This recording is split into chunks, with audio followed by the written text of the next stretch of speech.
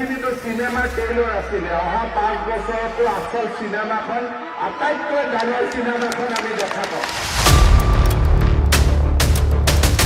অহা 5 বছৰত বিজেপিয়ে অসমৰ ৰাইজক আচল চিনেমাখন দেখুৱাব যোৱা 5 বছৰত অসমৰ ৰাইজে কেৱল চিনেমাৰ ট্ৰেইলাৰ দেখিছে মন্ত্ৰী ডক্টৰ হিমন্ত বিশ্ব শৰ্মাই মঙলবাৰে বোকাজানৰ নিৰ্বাচনী সভাত এই ঘোষণা কৰিছে অহা 5 বছৰত বিজেপিয়ে বাৰু আচল চিনেমাখন দেখুৱাব কিন্তু যোৱা 5 বছৰত বিজেপিয়ে চিনেমাৰ ট্ৰেইলাৰত অসমৰ ৰাইজক কি দেখুৱালে বিজেপিৰ চিনেমাৰ ট্ৰেইলাৰৰ কেইটামান গুৰুত্বপূৰ্ণ দৃশ্য আজি আমি আপোনালোকক দেখুৱাব বিচাৰিছো যি কেইটা দৃশ্য যোৱা 5 বছৰত ট্ৰেইলাৰত অসমৰ ৰাইজে ইতিমধ্যে দেখিছে দৃশ্য 1 অবৈধ বিদেশী বিতৰণ 2014 আৰু 2016ত বিজেপিৰ নিৰ্বাচনী প্ৰতিশ্ৰুতি আছিল অসমৰ ৰাইজে বিপুল জনসমৰ্থন দিছিল বিজেপিলৈ ৰাইজৰ সমৰ্থনত দিল্লী আৰু দিছপুৰত উভয়তে বিজেপিৰ চৰকাৰ হ'ল কিন্তু 5 বছৰৰ ট্ৰেইলাৰত ৰাইজে কি দেখিলে নাগৰিকত্ব সংশোধনী আইন 2019 আৰু হিন্দু বাংলাদেশী সংস্থাপন ট্ৰেইলাৰৰ দৃশ্য 2 নাগৰিকত্ব সংশোধনী আইনৰ বিৰুদ্ধে চলা প্ৰবল গণবিদ্ৰোহ দমনৰ চেষ্টা চলিল অসমৰ প্ৰতিবাদী জনতাৰ ওপৰত জপিয়াই পৰিল বিজেপি চৰকাৰ 5 জনকৈ অসমীয়া ডেকাক নিৰ্মমভাৱে গুলিয়াই হত্যা কৰিলে এইখন চৰকাৰৰ দিনতেই হ'ল সুদীৰ্ঘ বছৰৰ পাছত অসমৰ ৰাইজে কাৰফিউ দেখিলে বিজেপি চৰকাৰৰ চিনেমাখনৰ ট্ৰেইলাৰত দেখা গ'ল ইণ্টাৰনেট বন্ধ কৰি গণতান্ত্ৰিক কণ্ঠৰোধৰ চেষ্টা চলালে বিজেপিয়ে অখিল গগৈকে ধৰি কা বিৰোধী আন্দোলনকাৰীসকলক গোচৰৰ ওপৰত গোচৰ জাপি কাৰাগাৰত বন্দী কৰি থলে সেই দৃশ্য যোৱা 5 বছৰত বিজেপি চৰকাৰৰ চিনেমাখনৰ ট্ৰেইলাৰত আপোনালোকে দেখিছে আচল চিনেমাখন এতিয়াও বাকী আছে আমি কোৱা কথা নহয় এই কথা কৈছে মন্ত্ৰী ডক্টৰ হিমন্ত বিশ্ব শৰ্মাই দৃশ্য 3 অসমৰ ৰাইজে আগ্ৰহেৰে বাট চাই আছিল এখন শুদ্ধ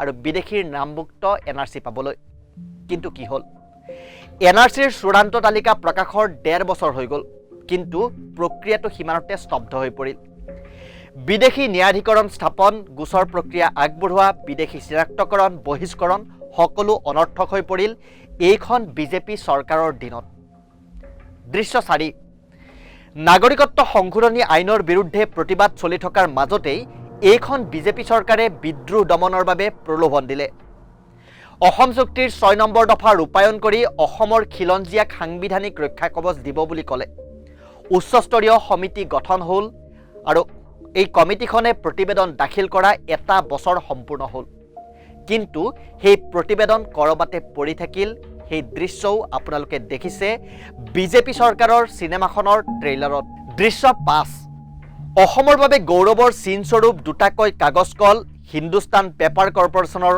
অধীনৰ নগাঁও আৰু কাছাৰ কাগজ কল দুটাকৈ কাগজ কল বন্ধ হৈ পৰিল দুয়োটা কলৰ শ কৰ্মচাৰীৰ পৰিয়ালে হাহাকাৰ কৰিবলগীয়া হ'ল পানীত হাঁহ নচৰা অৱস্থা হ'ল তেওঁলোকৰ কিন্তু কাগজ কল দুটা পুনৰুদ্ধাৰৰ কাৰণে আজি পৰ্যন্ত কোনো ব্যৱস্থা গ্ৰহণ নকৰিলে বিজেপি চৰকাৰে ট্ৰেইলাৰৰ দৃশ্য 6 ব্যক্তিগত খণ্ডক গতালে গুৱাহাটীৰ লোকপ্ৰিয় গোপীনাথ বৰদলৈ আন্তৰ্জাতিক বিমানবন্দৰ আদানী গ্ৰুপৰ হাতলৈ গ'ল গুৱাহাটীৰ বিমানবন্দৰ কেন্দ্ৰৰ কাৰ্যত সহযোগ কৰি গ'ল অসমৰ সোণোৱাল চৰকাৰে কেইবাখনো তৈলক্ষেত্ৰ ব্যক্তিগত খণ্ডক বিক্ৰী কৰাৰ যোজা চলালে এইখন চৰকাৰে চিনেমাখনৰ ট্ৰেইলাৰত এইসমূহ অসমৰ ৰাইজে ইতিমধ্যে দেখিলে আচল চিনেমাখন কিন্তু বাকী আছে দৃশ্য 7 এটা সময় আছিল যি সময়ত পিয়াজৰ মালা পিন্ধি ৰাজপথত প্ৰতিবাদ কৰিছিল একাংশ বিজেপি নেতাই কিন্তু চৰকাৰ গঠনৰ পাছত তেওঁলোকৰ দিনত আলু পিয়াজৰ দাম কিমান হ'ল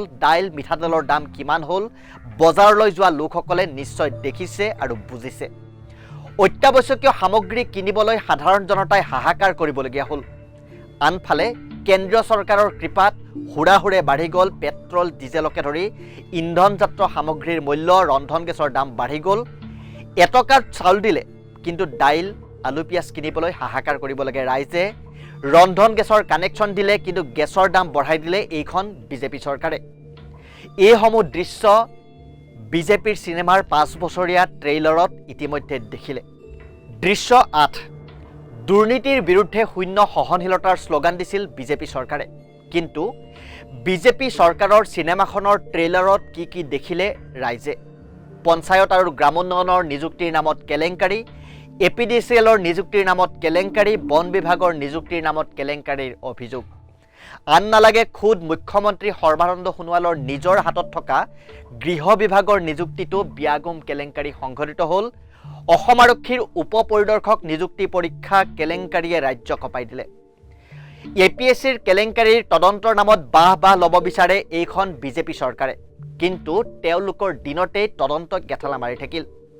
অসমৰ ৰাইজে বিজেপিৰ চিনেমাখনৰ ট্ৰেইলাৰত এইসমূহ দেখিছে, বাকীখিনি হয়তো দেখিব চিনেমাখনত। দৃশ্য 9। বিজেপি ক্ষমতালৈ অহাৰ পূৰ্বে 2016 চনত অসমৰ মুঠ ঋণৰ পৰিমাণ আছিল 35,690.22 কোটি টকা।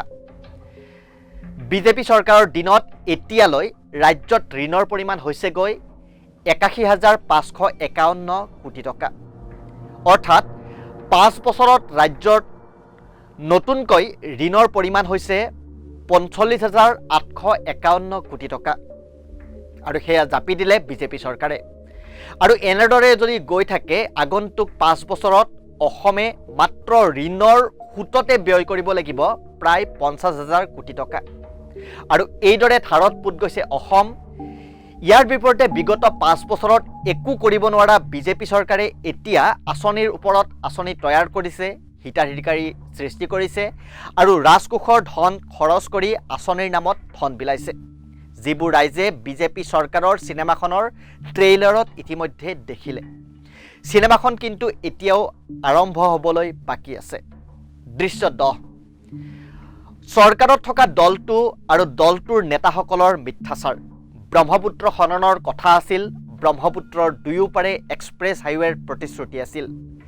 আহোম, চুতীয়া, মৰাণ, মটক, কোচ ৰাজবংশী আৰু চাহ জনগোষ্ঠীকে ধৰি এই 6টা জনগোষ্ঠীৰ জনজাতিকৰণৰ প্ৰতিশ্ৰুতি আছিল। চাহ শ্ৰমিকৰ মজুৰি 351 টকালৈ বৃদ্ধি কৰাৰ প্ৰতিশ্ৰুতি আছিল। গুৱাহাটীক স্মাৰ্ট চিটি হিচাপে গঢ়ি তোলাৰ প্ৰতিশ্ৰুতি আছিল। কিন্তু বাস্তৱত কি হ'ল? এক কথাত ক'বলৈ হ'লে হৈছে ৰামঠগন। এই আটাইবোৰ যোৱা 5 বছৰৰ বিজেপি চৰকাৰৰ চিনেমাখনৰ ট্ৰেইলাৰত আপোনালোকে দেখিছে। আচল চিনেমাখন এতিয়াও দেখিবলৈ বাকী আছে।